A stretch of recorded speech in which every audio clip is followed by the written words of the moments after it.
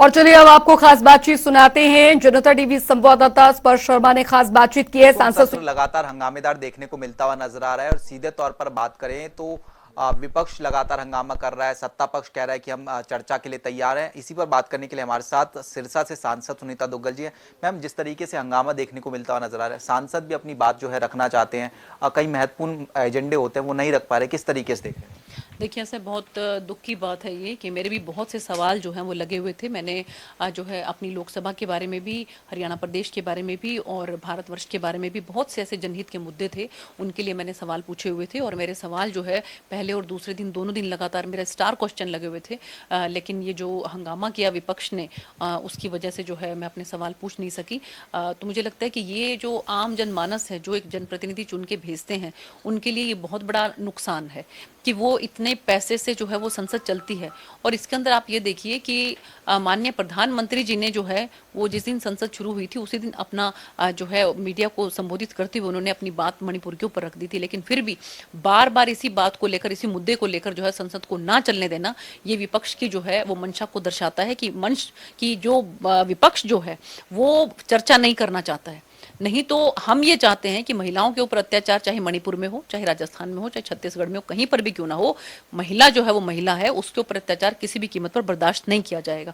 उसके ऊपर चर्चा करने के लिए जब हमारे आदरणीय केंद्रीय गृह मंत्री जी तैयार है, अमित भाई शाह जी ने पार्लियामेंट के अंदर ये बात कही है कि मैं जो है चर्चा करने के लिए तैयार हूँ, आपकी एक एक बात का जवाब देने के लिए तैयार हूँ, तो क्यों नहीं जो है विपक्ष जो है उस बात को चर्चा करने के लिए आगे आ रहा है। तो मुझे लगता है कि ये इनकी कोई ऐसा कोई षड्यंत्र है जिसके तहत ये इन बातों को जो है चर्चा को नहीं होने देना चाहते। और इसकी भेंट जो है ये एक के बाद एक, आज 4 दिन हो गए हैं लगातार जो है कोई भी काम, बिजनेस जो है वो ठीक तरीके से हो नहीं पा रहा है। मैम, आज बीजेपी पार्लियामेंट बोर्ड की बैठक भी जो है देखने को मिलती हुई नजर आई थी।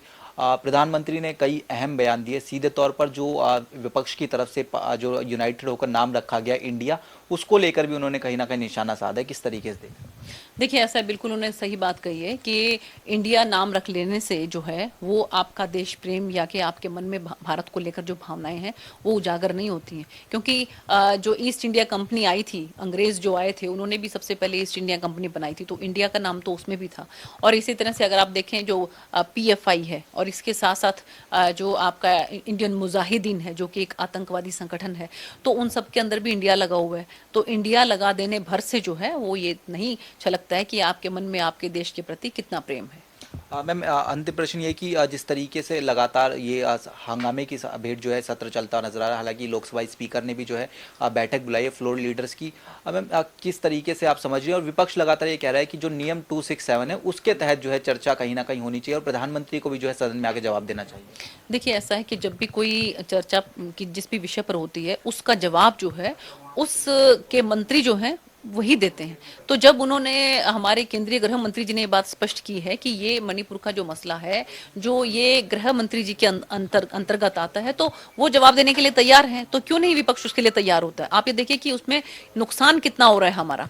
मेरे जो 2 सवाल लगे हुए थे उसके अंदर मैंने एक सवाल किया था जन औषधि केंद्र के बारे में कि मेरी लोकसभा के अंदर कितने जन औषधि केंद्र हैं और कितने हम और खोल सकते हैं, जिसके बारे में मुझे पता लगा कि फतेहाबाद के अंदर जो है वो 5 हैं और 14 जो है वो हमारे सिरसा जिले के अंदर है। इसके साथ साथ मैंने ये पता करने की कोशिश की कि जो हमारा इंटीग्रेटेड जो ड्रग रिहेबिलिटेशन सेंटर है उससे हमें सेंटर से कितना उसमें हमें फाइनेंशियल जो है हेल्प मिल रही है, ताकि हम और ज्यादा वहां पर रिहेबिलिटेशन सेंटर जो हमारे नशे के अंदर बच्चे हैं उनके लिए हम खोल सकें, उनके लिए डिएडिक्शन सेंटर खोल सकें। इसके साथ साथ मेरी बहुत बड़ी कोशिश ये थी कि घग्गर का नदी का आपको पता होगा कि जिस तरह से प्रकोप अब भारत हमारे पूरे हरियाणा प्रदेश के अंदर हुआ है, उसके अंदर जो मेरी लोकसभा है उसके भी 87 गांव जो हैं वो उसके अंदर प्रभावित हैं, जिसके अंदर 49 गांव जो हैं वो सिरसा के हैं और 38 गांव जो हैं वो फतेहाबाद के हैं। तो इन दोनों जिलों के जो 87 गांव इसमें प्रभावित हुए हैं, तो मेरी कोशिश ये थी कि मैं सेंटर में जो है ये बात पूछती कि केंद्र से हमें इस बात के लिए कितना फाइनेंशियल हेल्प मिल रहा है, कितना हमें इस बात के लिए, इस बाढ़ की आपदा के लिए हमें कितनी सहायता मिल रही है। इसके साथ साथ आगे के लिए हमारी सेंटर जो है कि सरकार जो है उसकी क्या तैयारी है कि इस तरह से पानी ना आए। क्योंकि देखिए माननीय मुख्यमंत्री जी के जो कदम उठाए गए, सराहनीय कदम उठाए गए, उसकी वजह से आज की तारीख में 1.5 करोड़ रुपया जो है हमारा फतेहाबाद जिला के लिए आ चुका है और 3.5 करोड़ रुपया जो है वो सिरसा जिले के लिए आ चुका है। उसमें मनरेगा जो है उसमें हमारे सभी लेबर को बोल दिया गया है कि सारा काम जो है खुला है उनके लिए और 15 से 20 दिन के अंदर मनरेगा के तहत जो उन मजदूर भाइयों की जो है पेमेंट हो जाएगी। इसके साथ साथ चाहे हम पेट्रोल की, डीजल की बात करें, पोकलैंड मशीन्स की बात करें, जेसीबी मशीन्स की बात करें या कि जो मिट्टी के कट्टे लाने की बात करें, उन सब के लिए जो हमारे माननीय मुख्यमंत्री जी ने 1.5 करोड़ रुपया फतेहाबाद में दिया और 3.5 करोड़ रुपया सिरसा में दिया। फिर भी उन्होंने ये कहा है कि क्षतिपूर्ति पोर्टल खुला हुआ है, जिसका जो भी नुकसान हुआ है वो क्षतिपूर्ति पोर्टल के अंदर जाकर अपना नुकसान जो है उसके अंदर दिखा सकता है। सरकार उसका आकलन करने के बाद उसका जो भी नुकसान है उसको पूरा करने का, उसको जो है भरपाई करने की, उसको मुआवजा देने की पूरी कोशिश करेगी। ये माननीय मुख्यमंत्री जी ने स्पष्ट रूप से कहा। वो खुद आए थे और उन्होंने हवाई सर्वेक्षण किया। पिछले 17 से 18 दिन तक जो है मैं लगातार जो है वो कॉन्स्टिट्यूएंसी में सभी लोगों के बीच में इसके साथ साथ रही, लेकिन फिर भी ये बहुत जरूरी था कि हम ये सवाल जो है केंद्र के अंदर भी उठाते कि केंद्र जो है उसके आगे क्या योजना है कि घग्गर पर इस तरह से जो है नुकसान ना हो। और एक बात मैं आपको कहना चाहूंगी, 2010 के अंदर भी जो है यहाँ पर बाढ़ आई थी और उसमें इतना जान माल का नुकसान हुआ था, लेकिन अब की बार 60,000 क्यूसिक तक पानी जो है वो हमारा O2 के अंदर आने के बावजूद भी, घग्गर के अंदर आने के बावजूद भी एक भी जान माल की जो है नुकसान नहीं हुआ, हमारे पशुधन का नुकसान नहीं हुआ। जो नुकसान हुआ है वो कुछ मकानों का नुकसान हुआ है, जो गरीब हमारे भाई थे उनके मकानों का नुकसान हुआ है और उनकी फसलों का नुकसान हुआ है। उसकी भरपाई के लिए माननीय